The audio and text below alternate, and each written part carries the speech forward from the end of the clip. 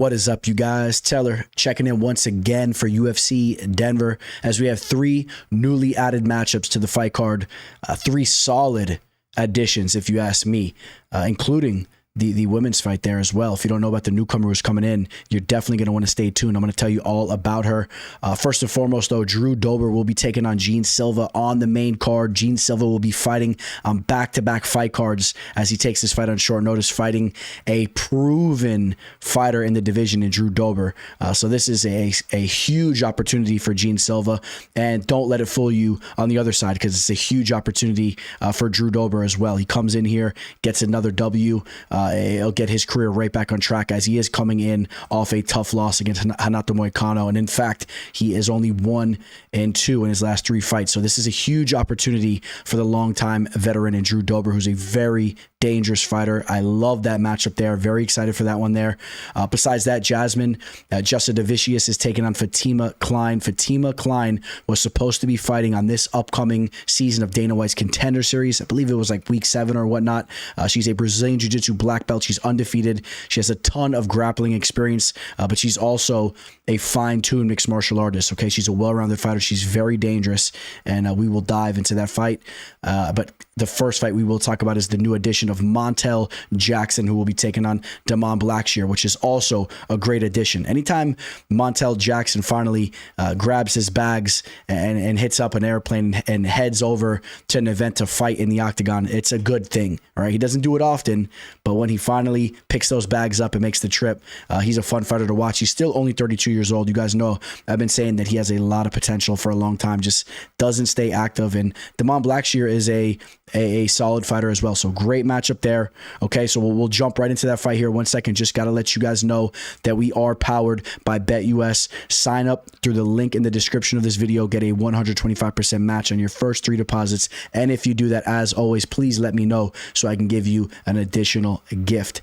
And guys, like I said, Silva went out there, got the job done as an underdog on that huge UFC 303 card. That was a card that we picked completely correct. Every single fight had a clean sweep of the official plays. So just keep that in mind if you're looking to work with me for my official plays for this upcoming fight card. Coming off that one, we're very hot right now. In fact, we've been very hot over the past month or two. So just giving you guys a heads up, I really like my spots for this card. If you're interested in working with me, shoot me a message. I'll give you further details.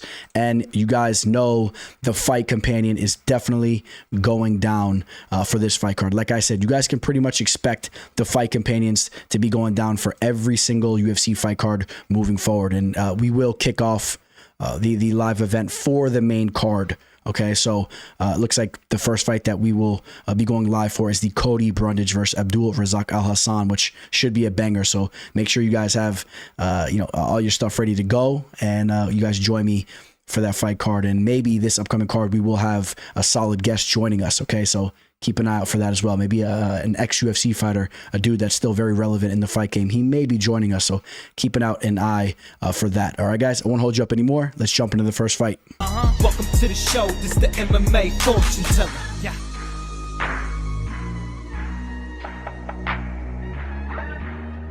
The MMA fortune teller. The teller. In the bantamweight division, we got Montel Jackson taking on Blackshear. I think this fight is kind of a sneaky fight as far as how high level it is. Maybe I'm wrong. Maybe you guys kind of are on to that as well. But I think that both of these guys are very serious fighters in this division. But the reason why they kind of go under the radar is for a couple specific reasons. Maybe we'll start off with Blackshear. Now, Blackshear has taken a couple losses in the UFC, but look at the level of competition. Mario Batista is very high level, and so is Farid Basharat. Okay, in between those 2 losses, went out there and finished both Luan Lacerda and Jose Johnson. Okay, now, before that, he did go to a draw with Yusuf Zalal. Now, Yusuf Zalal is another fighter that a lot of people turn their backs on, right? He went over to the regional scene, was stringing off victories, came back to the UFC as a dog, which you guys know we targeted him in that comeback fight within an official play, and he showed that he is a legitimate UFC fighter at the very least, okay? So before that, he was doing his thing for a while. His other loss came by way of Danny Sabatello, a very tough wrestler who's been putting in work over in Bellator for a long time. That fight took place at Titan FC 67. So just understand that Damon Blackshear is a dangerous dude, and I think that he's going to be very hungry coming into this matchup, and I think we're going to see the best version of himself. Seems like he's been over in Thailand working on his striking quite a bit. And that could be a problem because his grappling is pretty high level already. So just has to put everything together. And that's not to say that his striking wasn't already good, but if he's sharpening up his striking, that's a solid avenue for him as far as his training goes. When it comes to his grappling, this is a dude that has a lot of submissions on his resume, especially in regards to his wins, right? So 14 victories and 9 of them coming by way of submission. How could we forget the submission that he pulled off against Jose Johnson? Wasn't that when he pulled off the twister? Yes, it was. He pulled off a twister against Jose Johnson, the very rare twister. I think we've only seen that pulled off in the cage like 3 times maybe. I think the Korean Zombie pulled that off against Leonard Garcia back in the day. We almost just saw it recently, if you guys remember, on a recent fight card with the highly touted Japanese prospect who just made his debut. He was fishing for a twister there, but Damon Blackshear knows what he's doing down on the mat. Montel Jackson does as well. Montel Jackson, more of a wrestling-based grappler, but don't think that Montel Jackson is just a striker. He's a well-rounded fighter, good takedown defense. How can you forget there was a fight, it was against Ricky Simone, right? And that was a close fight where Ricky had him flattened out down on the mat.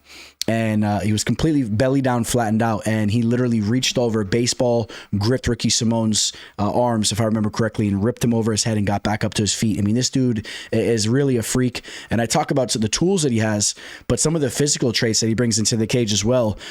You guys heard about the size comparisons of his hands to like a Brock Lesnar. He has huge hands for this division, or maybe it was a comparison to Francis Ngannou. I forget who exactly it was. If you guys can comment below if you guys remember, but he has huge hands for the bantamweight division. He has a very rangy frame, very long reach. In fact, he will have about a 3-inch reach advantage here, 3.5 inch reach advantage, as he has a 75.5 inch wingspan. He has silky smooth boxing.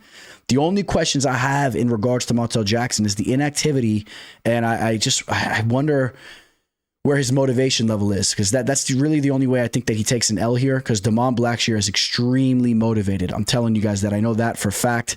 And again, look at the caption over here. Solid work, ready for whoever, whenever. And he obviously wasn't messing around. He's dead serious about that, as you see him hop in here on short notice against Montel Jackson. But just understand that Montel Jackson is on the exact same page as he's hopping in here on short notice. So hopefully his mind is back into the game.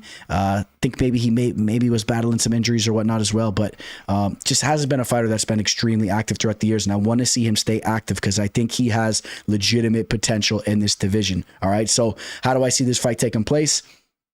I want to be on the Montel Jackson side. I'm going to have a little bit of faith that he comes in prepared. I like that reach advantage there. I think he can get the better of the striking exchanges. Damon Blackshear maybe a little bit more technical with his striking, maybe, with the Muay Thai style and whatnot, but Montel Jackson will be loose in there, and he has crazy athleticism, and I give him the power advantage as well. And I'll say that Montel Jackson gets the better of those striking exchanges, and when it comes to the grappling too, I think that he'll be more than able to hold his own.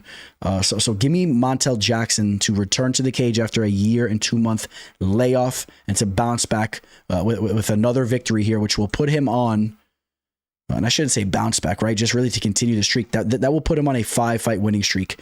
And just real quick, we'll go over the Brett Johns loss. If you guys remember, that was a fight where he was a big favorite, and Brett Johns is an underrated fighter. He's still having success outside the UFC. Brett Johns completely leeched him against the cage and would not let him go, and weaseled his way to a decision, which the way he fought that fight, that was back in 2020, it would be very hard to do that in the UFC these days. I think that fight would have been broken up a lot more than it was. Trust me, I remember that fight very vividly and just rewatched a little bit of that. He was held against the cage, and there was really no activity going on, and the ref just let that go. So, and I don't think Damon Blackshear will fight him with that type of fighting style. I think Blackshear looks to put on a show for the fans. So this will be a fun fight. Montel Jackson will have opportunities to show us what he's about. I will side with Montel Jackson to get the job done here. He's a minus 150 right now in BETUS. We've seen this line going up and down, touching minus 160, back up to 145 to 150, 160, back to 150. Looks like a staircase here. But I guess not really a staircase, because if it was a staircase, you're not really going anywhere. You're not going up, you're not going down. You're just kind of stuck, stagnant there. So whatever you want to call that. But the line is back to where it opened up at -150. I feel the value is on Montel Jackson still at this line. I'd rather be on the Montel Jackson side of things. And am I going to say that Montel Jackson gets the finish here? I'm not, because Blackshear is a fighter that has never been finished. All 6 of his losses via decision. He's shown to be very tough. I wouldn't be shocked, to say the least, though, if Jackson hits him with a big shot on the feet and gets that knockout, because he has that type of ability. But I will lean towards a decision for Montel Jackson.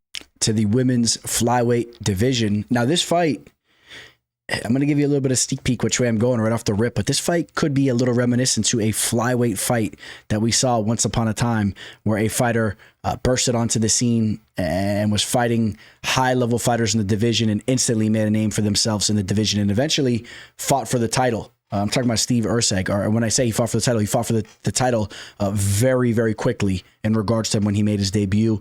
Maybe that's a little bit of a reach, but I really like what I've seen from Fatima Kline. I think that she's a big time prospect. There's a lot of people in agreement.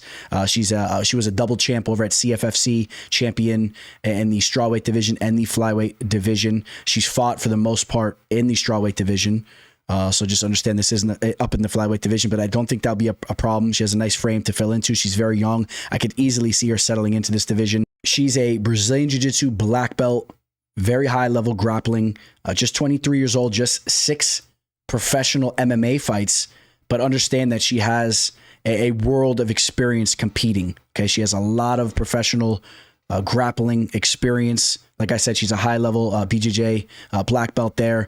And that's important, because a girl like Jasmine Jasudavicius is going to consistently push the pace and look to grapple. I mean, that's really what she does. She's a tough girl, but that's a big skill set that Kline will have in her pocket in this specific matchup, because if Jasmine looks to push that route, do not be surprised if Kline can pull off a sub or use her grappling skills to reverse Jasmine and put her in a difficult position.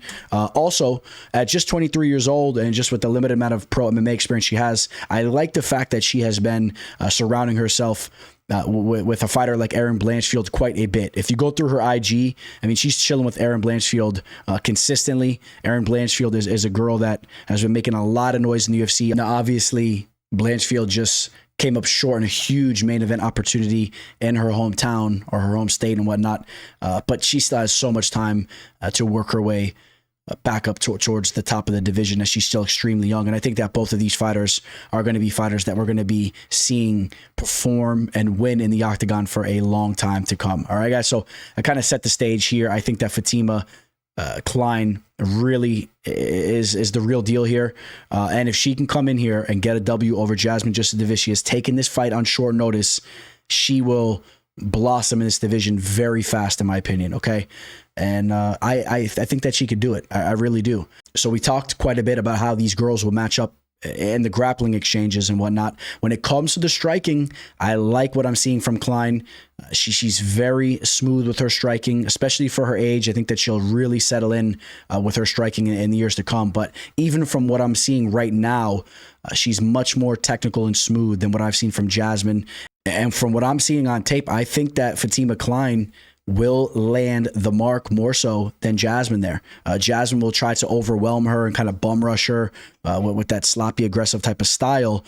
But at range, I think Fatima Kline will be the fighter that will be landing cleaner and could potentially bloody up Jasmine. Okay, so also just note that Fatima Kline was training for a Dana White's Contender Series fight that was set to take place in September. I believe this is her dad and mom, her father and mother there. So it seems that they're very involved in the fight game and in training. I don't know if it's their gym there, but it seems like she's a girl that grew up around mixed martial arts, and this is a girl that's going to be very prepared for this opportunity. I don't think that it mattered that her initial fight was a couple months out. A young fighter like this has kind of stated that she's ready for these big moments and whatnot. I think that she will be more than prepared. A young girl like this is probably just living in the gym, not even and that's even besides the fact that it's a family type of situation in the gym. So I think she'll be more than prepared for this opportunity, and I'm taking the UFC newcomer to get the job done. She opened up as a -130 on BETUS. It dipped down to a -115, so action coming the other way. But it's impressive off the rip that she opened up as a favorite, taking this fight on short notice against a ranked fighter in the division, and a fighter that's very tough, a fighter that she pushes the pace, and she does some things very well in there. All right, so I know I've been kind of raving about Fatima Kline here. It's funny, with the initial fight that Jasmine Jasudavicius was supposed to be having, I was raving about her and that one, and I still am high in Jasmine, but I like what I see from Fatima, and I think that this girl's going to rise to the occasion. So Jasmine Jasudavicius has never been finished. She's very tough. Fatima Kline has finished 3 of her 6 victories, so half of them coming by way of finish. And I will also just note that Fatima Kline has been fighting way more lower level fighters compared to a Jasmine Jasudavicius. I'm going to be upfront with you guys right off the rip. Even when you take a look at her last 2 championship fights that she had over at CFFC, fighting Sarah Kova, which both of these fights that she won, right, and Andressa Romero, these were for the vacant champions. They were for the vacant belts in CFFC, in the flyweight division and the strawweight division, and both of those fighters, they don't even really look the part. I don't know. I mean, I think it was Sarah Kova. It might have been Andressa Romero. I forget which one, but I mean, she was really not looking fit in there. Even although her skills were decent, she was throwing some tight boxing combinations and whatnot, but she came in there with a little bit of a gut and whatnot. She was small. That's not what Jasmine Jasudavicius is going to look like when she's in the cage. So I'll bring that up as well. Okay. But even with that all being said, I'm going to say that Fatima Kline wins a decision, with the possibility of her pulling off a sub if Jasmine gets reckless in there. If she gets reckless and continues to push forward and she's hurt and whatnot, maybe Fatima snatches up a sub somehow, snatches it back up, it sinks in a rear naked choke and a grueling type of affair. Give me Fatima Kline to get the job done in her UFC debut. Michael Vick here at BetUS.com. Get it all. Huge bonuses, great odds, a race book, live in-game betting, and a casino. BetUS, my online sports book and casino. Up to the main card in the lightweight division. On paper, possibly the most exciting fight on this card. So that shows you what a great addition it was. Drew Dober taking on Gene Silva. As I mentioned, Gene Silva fighting on back-to-back fight cards. All right. Now, we did have a week break in between the cards, but still, it's amazing. This dude's going to be fighting in 2 events within a 3-week time span. He's really going to have an opportunity here to blow his name up, especially if he goes out here and gets another knockout victory. Gene Silva will blow up in this division, okay? And I think that this dude has all the tools to really settle in to the UFC's lightweight division. He was a dog in his last fight, as we talked about, against Charles Jourdain. I was on him there. Again, I don't know if I mentioned that. Maybe I just keep mentioning it, but that was that card that we picked every single fight correctly. So we were on the dog on Gene Silva, and especially from where the line was when we recorded the prediction video. A lot of action came in on Gene Silva all throughout the week, but remember, he was a solid dog a week out from the card. Drew Dober is coming off that tough fight against Renato Moicano, where Moicano was really resorting to the grappling and holding him down. And that's something that you have to take into consideration with this matchup here. I know a lot of people are just analyzing this fight as a striking matchup and who's going to get the better there. But do understand that we've seen Drew Dober struggle before with his grappling, okay? There's been a couple fights where we've seen him put on his back. Now, I know Islam Makhachev is one of the all-time GOATs, so maybe don't put him to the fire too much for that performance. We saw him submitted by Beneil Dariush, also a very high-level grappler. OAM also submitted him back in 2016. OAM, a very high-level fighter, even though he eventually departed from the UFC, had a lot of success over in the PFL, just recently retired, was even submitted by Efrain Escudero, but that was back in 2015. Remember, he came into the UFC, or came into MMA with the Muay Thai skill set and rounded his game out pretty well. But just understand, Gene Silva is a fighter that has some tricks up his sleeve, and I wouldn't be shocked if he got on top of Drew Dober and the mix of a round or two just to kind of solidify it. I don't know if he has that type of mindset, but if he does choose to go that route, it may not be the worst decision. If the fight ends up really being a grueling type of fight, say he gets tagged and they're going to war, I wouldn't be shocked if Gene Silva resorts to his instincts and maybe shoots a takedown. Not that that's his instincts, but his survival instincts, and maybe he can get Dober down and control him there a little bit. So just keep that in mind as just a little asterisk in our back pocket for this matchup. But besides that, as far as the striking goes, which this is what we all want to talk about, as far as the striking goes, which is such a fun matchup on the feet, Drew Dober is a tactician. He's a tactician with his striking and whatnot, heavy leg kicks, heavy hands. We've seen him go out there and starch dudes left and right throughout the years. Remember what he did as an underdog against Nasrat Haqparast, brutally finished him. He's had some big knockouts throughout the years. I think that Gene Silva is going to be moving a little bit quicker in there. I really like what I've seen from him in his recent fights. I know he needs to continuously be tested against higher level opponents, but the way he moves in the octagon, it's impressive, man. This guy has beautiful footwork. He's very athletic. He's very explosive.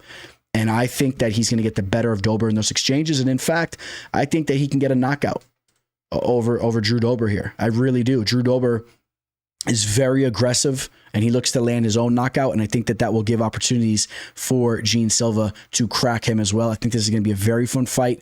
I'm taking Gene Silva to win this fight via knockout. All right, guys? Taking him to win this fight via knockout. So giving you, there's your finish. If you guys were looking for a finish, not another decision pick there. So Gene Silva with 10 knockouts out of his 13 victories.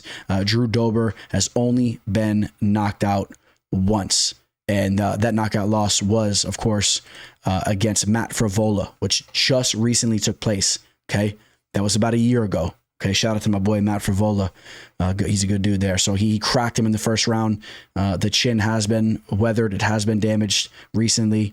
I think Gene Silva can get him out of there. Let's take a look at the betting line. Gene Silva opened up as a minus 115 on BETUS. It's moved very, very slightly. It was 105 for a second and went right back to where it opened up at minus 115. This line is at pick'em odds, and I'd rather be on Gene Silva's side. Listen, I know Dober.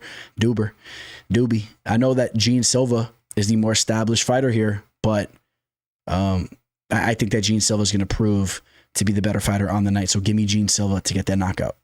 All right, guys, that's going to wrap up this 3-fight prediction video for UFC Denver. Hopefully, this helped you guys out. For any of you guys that were wondering what my thoughts were for this fight, I saw quite a few of you in the comment section. Some of you guys were pretty rude, too, coming at the teller out of pocket, telling me to get this video up, hurry up. Like I don't got anything else going on. You guys know I'm working on a lot of things behind the scenes. I cannot wait to show you my big project that I'm working on. I'm working on something huge. You're going to hear me talking about it all the time moving forward because it's something that I'm working on. It's going to be my little baby, and I think it's going to be one of the biggest things in our community, in our world here, that you guys know, betting on fights and talking about how these fights are going to play out and whatnot. It's going to be something that's going to be huge. So remember, I told you guys that here. Don't forget also, we got the Fight Companion going down for this card. Please join me for the main card. The more you guys join me, the more I'll make it more and more entertaining, and I'll put more effort into the Fight Companion. I want to see those numbers racking up. Let's settle in with the nice 50 active people joining me for that video, man. We'll have a blast watching the fights. All right, guys? I appreciate you guys as always. Please hit that like button. Follow me on all my social media. Appreciate you guys. Signing out. Teller. Welcome to the show. This the MMA fortune teller. Yeah.